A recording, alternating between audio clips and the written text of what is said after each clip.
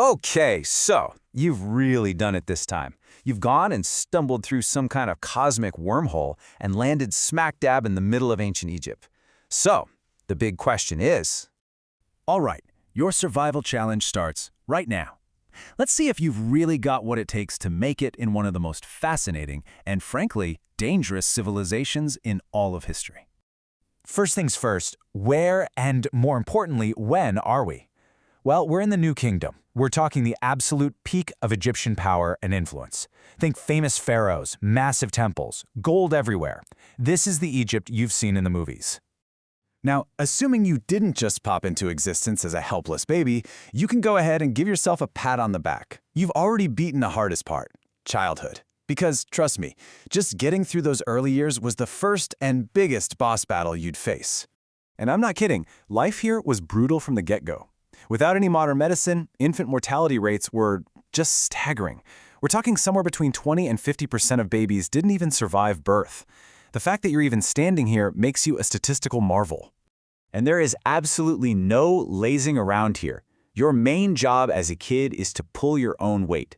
That means you're taking care of your younger siblings, you're helping out on the farm, and you're learning the family trade. Everything, and I mean everything, is geared towards just one thing: survival. So what are you eating? Oh, get ready for some culinary delights. Your staple meal is probably going to be some bread, milk, and a few veggies.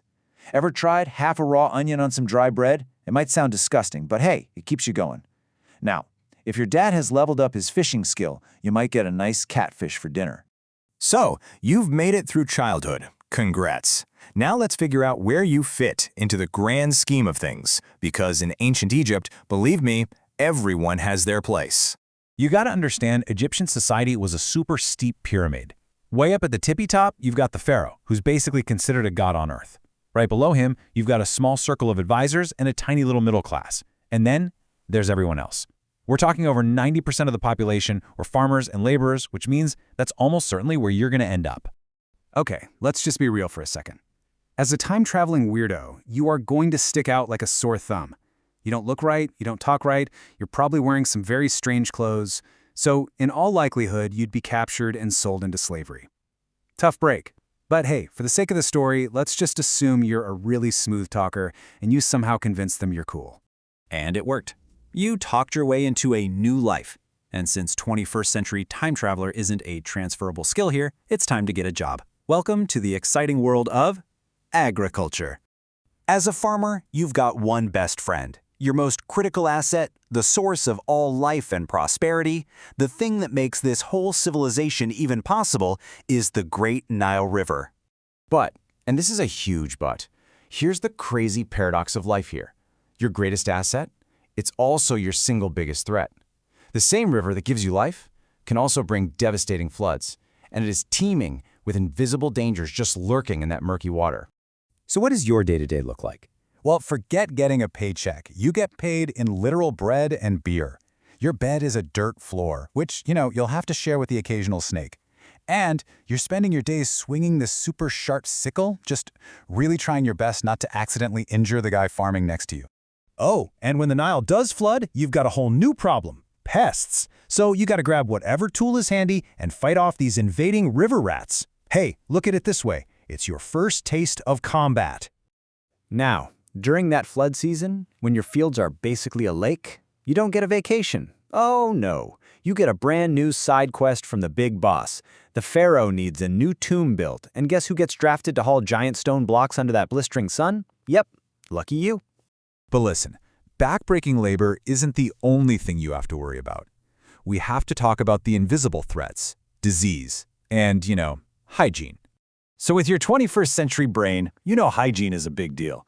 You take a nice, refreshing dip in the Nile to wash off.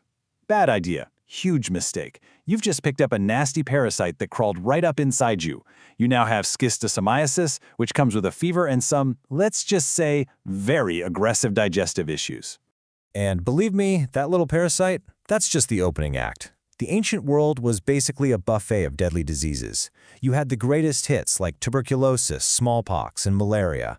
Any one of these would make sure your little trip to ancient Egypt was a very, very short one. But okay, let's say you're just built different. You've survived the diseases, the farm work, the pyramid building. You're actually getting by. And then one day, everything, and I mean everything, changes. So you're there, chiseling away at a sandstone block, when the pharaoh himself just happens to be passing by. He admires your strong physique, your great work ethic, and he's even heard tales of your legendary battles against those river rats. He sees potential. Boom! You've just been promoted. Welcome to the army. So you're a soldier now, and that means you get a whole new loadout. You could go with the Khopesh. That's that awesome curved sword, perfect for slashing. Or hey, maybe you're more of a stabby kind of person. The spear is for you. And if you want to take out some NPCs from a distance, you can't go wrong with a classic bow and arrow. And you got that promotion just in time, because Egypt is under attack. Your final boss has arrived, the super mysterious Sea Peoples. Seriously, no one really knows who these guys were, but they've been causing chaos all over the Mediterranean, and now they're on your doorstep. It's time to step up and fight for a country you literally just crash-landed in. You knock an arrow, you pull back, take aim, and you let it fly. It's a perfect shot. You watch it sail through the chaos of the battle. But in that same chaos, you didn't see the enemy arrow flying right back at you. Everything goes dark. But then, you wake up. You can feel the squishy mud between your toes. You're back on the farm. And your coworker Bahir, the one whose arm you definitely didn't almost cut off, he's standing over you. Turns out you just passed out from the heat. So, was it all just a crazy, sun-baked dream? That whole epic journey from farmer to warrior? Or perhaps, in a world of constant hardship, it was simply your mind's own way of surviving.